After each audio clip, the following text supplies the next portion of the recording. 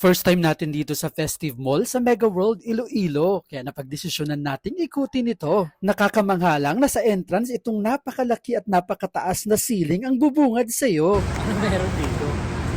Wala mo, saan entrance? Kawan nga.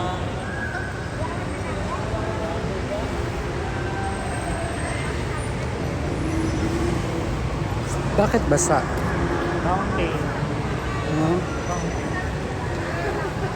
At atin nang tuluyang inikot yung mga stores sa loob ng mall hanggang sa mapadpad tayo dito sa store ng Planet Sports na napakaraming footwears na nakapromo. Of course, kaya nga Planet Sports, di ba? Kasi marami pang sports na available sa store nila. Itong karatula na last call talaga ang nakakapambudol. Lalong-lalo na ilang minuto na lang magsasara na ang mall.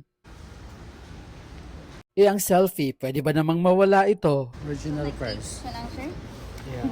Meal. Magkano original price? 1,018, mga pag-nag-price. Ito na 9.5.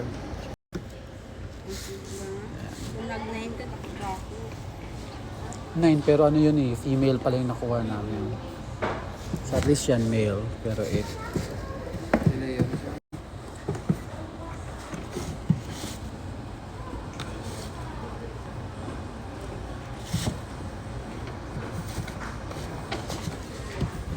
Isa sa'yo.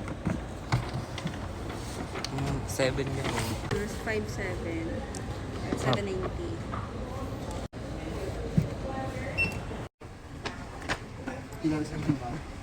Pwede pang maliksan. At dahil nga napamura tayo sa sobrang mura at nagustuhan talaga natin, kaya napabili na tayo ng 3 piraso kahit wala sa plano. Pero ayun nga ang problema dyan, pabalik ng Maynila ay magiging over baggage na tayo.